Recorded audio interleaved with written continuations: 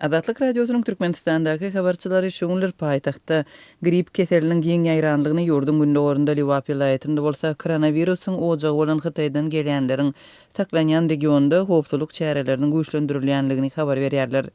Liwap vilayetindaky habarçymyzyň 7 fevralda aýtmagyna görä vilayetde howpsuzlyk çäreleri Hytaýda dören koronawirus sebäpli güýçlendirilipdir.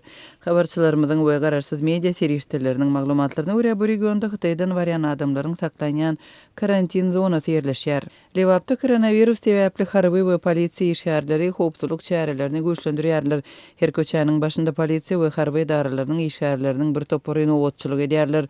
Olaryň özleri virusyň ýaýramagynyň öňüni almak maksady bilen durýanlygyny aýdýarlar diýip habarçymyz 7 fevralda regiondan habar berdi. Onuň sözlerine görä, howpsuzlyk çäreleri 4 gün mundan öň başlanyp bir aý möhlet bilen girdilipdir. Azatlyk Radiosu Liwapda görülýän howpsuzlyk çäreleriniň sebäplerini ýerli resmiýetlerden anyklap bilmedi.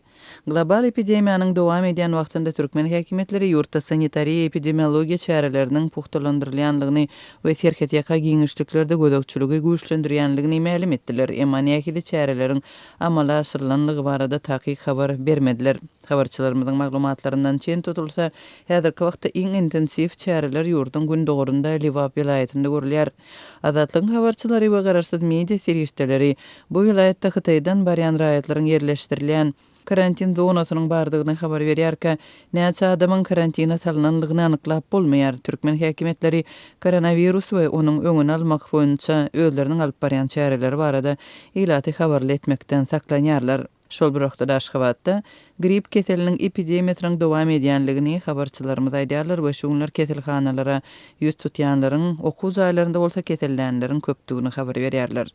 Häzir grip tutuş täýretiniň çaglaryň arasynda simptomlary güýçli ütkülebek, gyzgyn ýok, ysgynsyzlyk, kelle agrysy, mekteplerde çaglar bir-birini ýokuşdurýarlar, dermanhanalarda ütkülebege garşy däri dermanlary tiz alyp gutarýarlar diýip Aşgabatdaky habarçymyz 7 fevralda aýtdy.